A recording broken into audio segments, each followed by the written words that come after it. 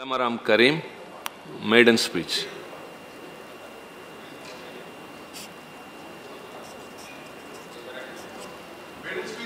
Yeah. Thank you, sir. I take this opportunity to oppose this bill for a number of reasons. In the name of road safety, something is hidden behind this agenda. Bill is presented as being accident deterrent, but in reality, except provisions for higher penalty for the drivers, operators, any preventive measure in the matter of accident is not there in the bill. Only drivers and conductors cannot be held solely responsible for the road accidents. There are several other factors like road condition, traffic discipline, over congestion of vehicular population beyond the capacity of the roads, so many other reasons, none of which was not addressed by the bill. Rather, the insistence of promoting so-called competition among the transport service providers is leading to unhealthy competition on the roads among the plying vehicles. It will lead to accidents further. That is why I say this bill is hiding something behind the slogan of road safety. In section 135 of this bill, it is stated that central government will formulate a scheme to provide amenities to study and analyze the reason for the accidents. Yes, the government is going to study. Before completing the study, an act is making in the house. Actually, the government is wrapping the bull behind the cart. Sir, the issue of accidents is nothing but the name of the accident prevention or road safety is nothing but a cover of the bill under which there are hidden agenda of regulation, rather privatization of regulatory mechanism under the direct control of an initiative of the central government, right from registration of vehicles to inspection, all under the so-called loud objective of simplification, single window system, etc., and promoting competition, everything being formulated by the central government, virtually disempowering the state government and making the state-based regulatory and discipline mechanism infractious. Sir,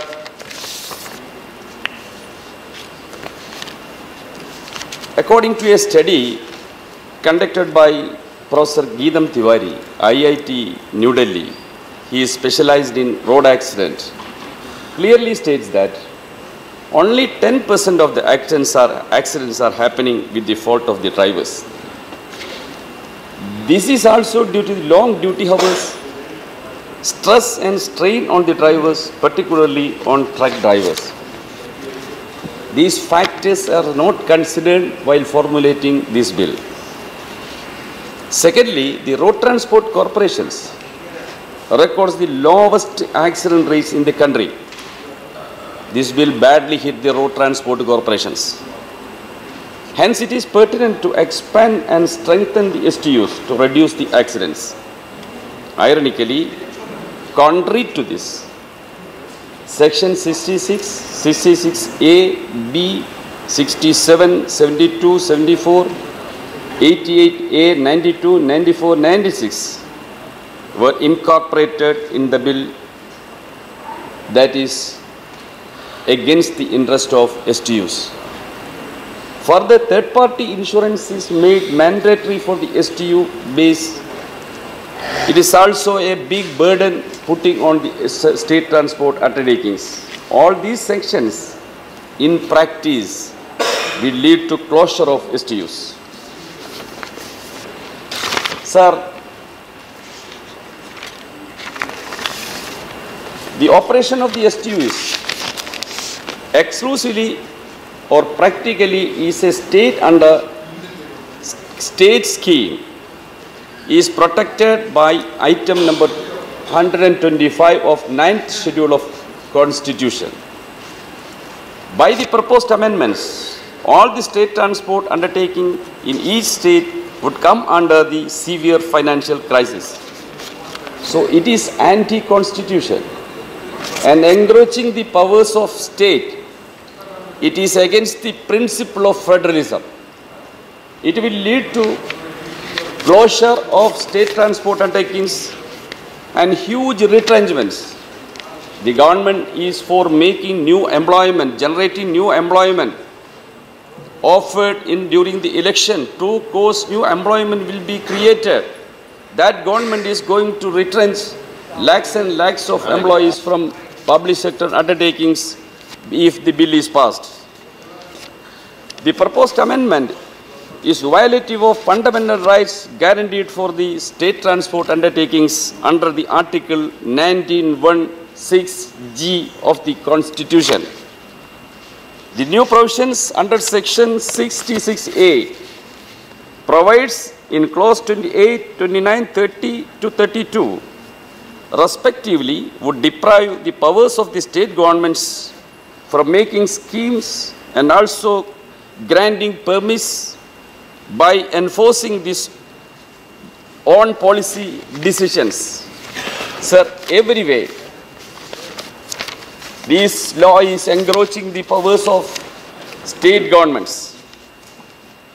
Thirdly, under the Section 93, aggregator is inserted in the bill, which was not there in the MV Act amendment in 1988. That is a new version. How the accident can be brought down if aggregators are invited? What is happening in different parts of the country after big corporates like Uber, Ole came in the taxi sector? They assured the drivers of the taxi who are attaching with these multinational companies an assured income of 1,50,000 per month.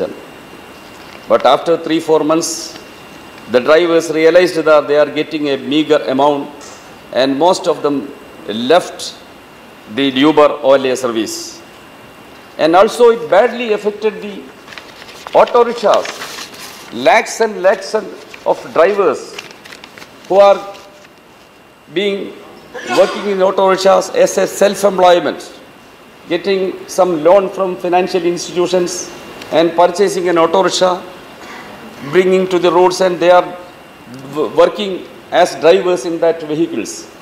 They are all driven from the road by the new corporations. These multinational companies introduced their vehicles in the roads. Take the truck industry, another area. The truck operators are not able even to meet their operational expenses, and good number of trucks have been seized by private financial companies for default of installment payment. Why this is happening? The diesel price are revised on daily basis. From June 2014 to June 2018, there is a jump of 14 rupees per litre, which led to an additional burden of around 2 lakh rupees. Additional burden is levied on each trucks. Another aspect, IRDA, Insurance Regulatory Development Authority, enhanced the third-party insurance premium by almost 100% in these 4 years. In reply to a petition filed by All India Road Transport Workers Federation, the IRDA stated that they had not have the details of how much amount of money was collected as premium and how much was paid to the victims of the accident. Sir, without any details, how IRDA is enhancing the premium every year? Sir, this is after the privatization of the insurance sector. Government permitted private insurance companies collaborating with foreign companies to come into the national insurance sector, and they are working in this type. In such a situation, if the aggregator comes in a big way, in truck industry, what will happen? We can imagine. In the name of vehicle condition, it is said that branded company spares are to be used. To whom this bill is coming? This is for companies, only for the companies. Servicing and repairs are to be undertaken in company service centers only. The poor service center holding poor workers in the roadside, where they will go? What will be their fate? Whether you are concerned about their livelihood while introducing this bill in this August House. Sir, the small enterprises in automobile spare manufacturing sector and the dealers will be in trouble. The roadside mechanics will lose their livelihood.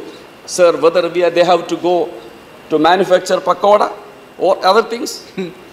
This proves that this amendment is aimed to eliminate the single vehicle owners and hand over the industry to big houses. That is why I oppose this and demand to withdraw the bill. Further, by allowing testing centers and big driving schools, what happened to the existing driving schools? They are also functioning as per the existing Motor Vehicle Act, spending a huge money borrowed from private financial institutions and conducting the driving schools. And all the drivers are going there and studied and came out. Now you are opening new driving schools. What will happen to these poor fellows? Are you concerned about thousands of the driving school operators now in the country? Sir, by giving away duties and responsibilities to private agencies, the transport department employees will face job threat and no accountability will be there. It will pose threat to the security of the nation. Lastly, by enhancing the penalties and punishment in a big way, corruption will go up high and nobody will come forward to driver profession. If the bill is passed, I am sure that most of the drivers will be in the jail and the vehicles will be on the road. That will happen. All the drivers will be in the jail.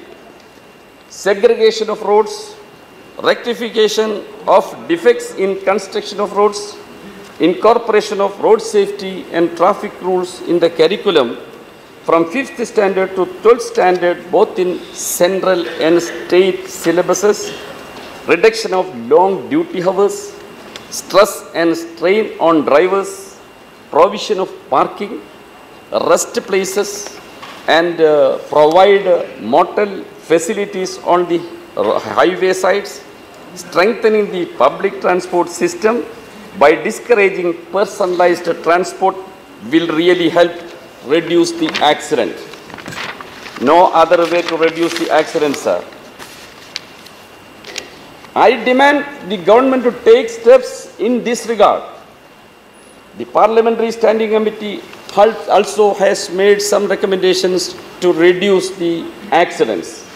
Sir, with all this, it proves that Motor Vehicle Amendment Act is not aimed to reduce the accidents. It is anti-industry, the existing transport industry.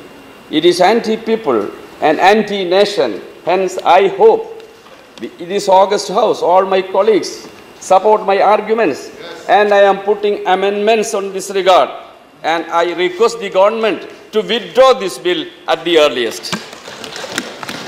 Thank you, Mr. Kareem.